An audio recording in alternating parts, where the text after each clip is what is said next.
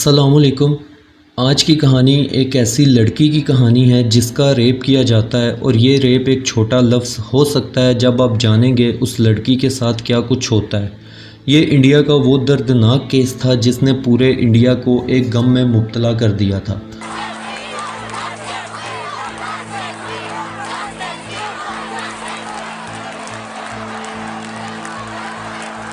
और जिसने भी इस केस के बारे में सुना वो यही सोचता था कि शायद इन जैसे लोगों की इंसानियत मर चुकी है।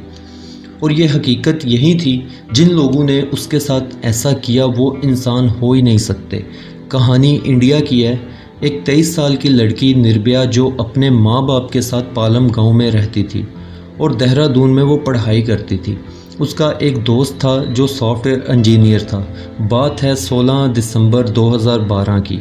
संडे का दिन था। सुबह के वक्त फ़ोन पर निर्भया की बात होती है अपने दोस्त के साथ और ये प्लान करते हैं कि आज सिनेमा में मूवी देखने चलते हैं। दोपहर के वक्त निर्भया अपने घर से निकलती है ये बता करके मैं अपनी किसी दोस्त से मिलने जा रही हूँ। निर्भया और उसका दोस्त एक सिटी वॉक मॉल जाते हैं मूवी देखने। असल में इनका प्लान था तलाश मूवी देखने का। तब आमिर खान की मूवी रिलीज़ हुई थी तलाश। रश ज़्यादा होने की वजह से इनको टिकट नहीं मिलती। अब ये दोनों कहते हैं अगर आ ही गए हैं तो थोड़ा वेट करते हैं और कोई दूसरी मूवी देखते हैं। उसी रोज़ एक और मूवी रिलीज़ हुई थी लाइफ ऑफ पाई। ये दोनों इस फिल्म की टिकट लेते हैं। 6:30 पर ये मूवी शुरू होती है और 8:45 पर ये मूवी ख़त्म हुई। अब ये दोनों सिनेमा से बाहर निकलते हैं। पालम गांव के लिए रिक्शा तलाश करते हैं। बहुत सारे रिक्शा ड्राइवर आते हैं लेकिन कोई भी पालम गांव जाने के लिए तैयार नहीं होता क्योंकि रात का टाइम हो चुका था। कुछ ही देर में इनको एक रिक्शा वाला मिलता है जो मुनीरका बस स्टैंड तक जाने के लिए तैयार हो जाता है कि वहाँ से बस लेकर पालम गांव पहुँच जाना। ये दोनों रिक्शा लेते हैं और मुनीरका बस स्टैंड पर पहुँच जाते हैं। रात के 9:30 का वक्त हो चुका था। इनको यहाँ पे भी कोई रिक्शा या बस नहीं मिलती। अचानक वहाँ एक वाइट कलर की बस आकर रुकती है। ये वहीं खड़े थे कि बस में से एक लड़का आवाज़ देता है कि कहाँ जाना है। ये बताते हैं हमने पालम गांव जाना है। वो लड़का कहता है हम भी वहीं जा रहे हैं, आ जाओ। निर्भया और उसका दोस्त उस बस में सवार हो जाते हैं। इस बस में निर्भया और उसके दोस्त के अलावा 6 लोग सवार थे। निर्भया का दोस्त उनसे टिकट मांगता है लेकिन वो लोग टिकट नहीं देते। असल में ये लोग ड्यूटी पर नहीं थे बल्कि बस को लेकर ऐसे ही घूमने निकले थे। संडे का दिन था। ये बस घर ले जाता था। 12 दिसंबर की रात भी ये लोग बस लेकर घूमने निकले थे। इन्होंने शराब वगैरह पी रखी थी और दिल्ली में बस को यूं ही घुमा रहे थे। जो बस में 6 लोग मौजूद थे उनमें से एक जो बस ड्राइवर था उसका नाम था राम सिंह, एक था मुकेश कुमार, एक विनय शर्मा, एक पवन गुप्ता, अक्षय ठाकुर और इनके साथ एक नाबालिग लड़का भी था जिसका नाम मीडिया में नहीं बताया गया। उसका नाम क्यों नहीं सामने आया वो आगे कहानी में मैं आपको बताऊंगा। बस अभी कुछ ही दूर जाती है कि ये लोग निर्भया पर कमेंट्स पास करने लगते हैं। निर्भया का दोस्त लड़ता है लेकिन वो 6 थे। ड्राइवर को छोड़कर बाकी 5 इसके दोस्त को मारना शुरू कर देते हैं और एक लोहे के रॉड से उसके सर पर मारते हैं। निर्भया का दोस्त बेहोश होकर गिर जाता है। इसके बाद वो निर्भया को घसीटकर बस की पिछली सीट पर ले जाते हैं। बस की लाइट्स बंद की जाती हैं और बारी बारी ये 6 के 6 लोग निर्भया के साथ रेप करते हैं। निर्भया के साथ ऐसा जानवर जैसा सलूक किया जाता है कि उसकी आंतें बाहर आ जाती हैं।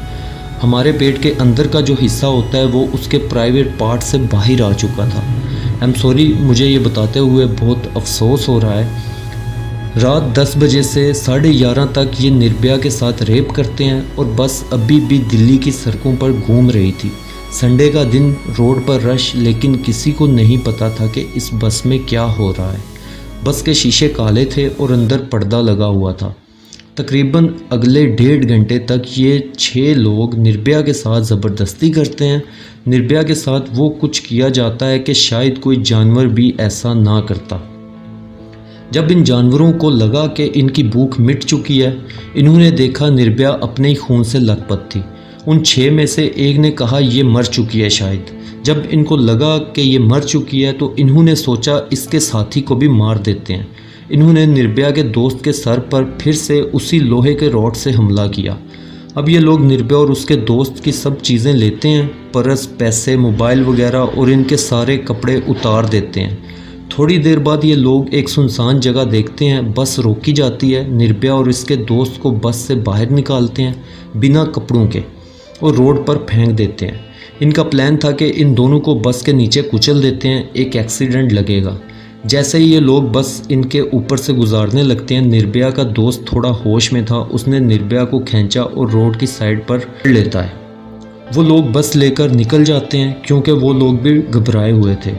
उनके जाने के बाद तकरीबन रात 11:30 का वक्त था। ये दोनों बिना कपड़ों के इस सुनसान रोड पर जख्मी हालत में पड़े थे। पास से बहुत सारे लोग भी गुजरते हैं कार में, बाइक्स पर, लेकिन कोई भी नहीं रुकता इनकी हालत देखकर, क्योंकि ये बिना कपड़ों के थे। लोग देखते हैं कि लड़का लड़की बिना कपड़ों के जख्मी हालत में है और चले जाते हैं। कुछ देर बाद एक शख्स आता है, इनको देखता है और 100 नंबर पर पुलिस को कॉल कर देता है। कुछ देर में पुलिस वाले इस जगह पर पहुंचते हैं। निर्भया और उसके दोस्त को पुलिस की गाड़ी में बिठाया जाता है और पास ही एक सफदरजंग हॉस्पिटल ले जाया जाता है।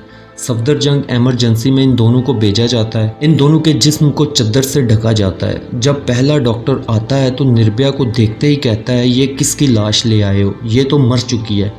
निर्भया के सर से पांव तक जिस्म का कोई भी हिस्सा ऐसा नहीं था जिसको उन दरिंदों ने जख्मी ना किया हो।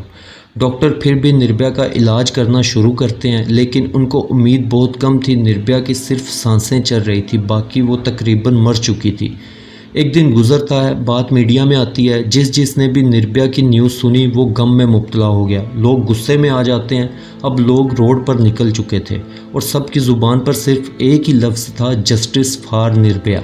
हर शख्स की ज़ुबान पर निर्भया की ज़िंदगी की दुआ थी। हर घर में निर्भया का नाम लेकर दुआएं की जाने लगी। यहाँ पुलिस वालों पर भी प्रेशर आने लगा।